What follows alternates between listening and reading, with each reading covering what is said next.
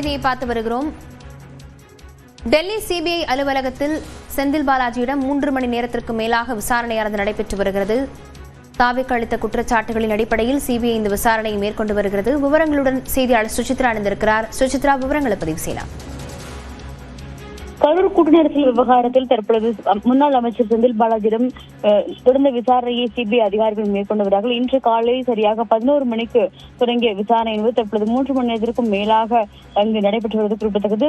தாவேக்காவுடைய நிர்வாகிகள், மிக முக்கியமாக தாவேக்கா தலைவர் விஜய், நிர்வாகிகளான ஆதவ் அர்ஜுனா, நிர்மல்குமார் உள்ளிட்டோர் அளித்த வாக்குமூலங்கள் அடிப்படையிலும் அவர்கள் சமர்ப்பித்த வீடியோ காட்சிகள் அடிப்படையிலும் அவரிடம் விசாரணை நடைபெற்று வருவதாக சிபிஐ அதிகாரிகள் தெரிவித்தார்கள். குறிப்பாக அதாவது தாவேக்காவுடைய கூட்டத்திற்கு வழங்கப்பட்ட வாட்டர் பாட்டில்களில் செந்தில் பாலாஜியினுடைய அறக்கட்டளையினுடைய அந்த ஒரு அடையாளங்கள் எவ்வாறு இருந்தது என்பதை அவர்கள் முன்வைத்திருக்கிறார்கள் கேள்வியாக. அது மட்டுமல்லாமல் சம்பவம் நடந்த உடனேயே அவர் மருத்துவமனைக்கு அதிவிரைவாக அவர் வந்தது எப்படி என்பது தொடர்பான ஒரு குற்றச்சாட்டையும் தாவேக்கா நிர்வாகிகள் அவருடைய வாக்குமூலங்கள் பொழுது கடந்த விசாரணையின் பொழுது சமர்ப்பித்த நிலையில் அதன் அடிப்படையிலான ஒரு கேள்விகளை சிபிஐ அதிகாரிகள் இன்று முன்வைத்து வருவதாக கூறப்படுகிறது. அது மட்டுமல்லாமல் அந்த வாட்டர் பாட்டில்களை வழங்கப்பட்ட வீடியோ காட்சிகள் மற்றும் செந்தில் பாலாஜி மருத்துவமனை கடந்த அந்த வீடியோ காட்சிகளையும் சமர்ப்பித்து அதற்கும் இந்த கூட்டத்தில் நடைபெற்ற அசம்பாவிதங்களுக்கும் செந்தில் பாலாஜிக்குமான தொடர்பு உள்ளது என்பது தொடர்பான ஒரு வீடியோ ஆதாரங்களையும் தாவேக்கா சமர்ப்பித்துள்ளது. அதன் அடிப்படையில் அதற்கு செந்தில் பாலாஜி என்ன பதிலை கூற விரும்புகிறார் என்பது தொடர்பான கேள்விகளை தான் இன்றைய விசாரணையில் அவரிடம்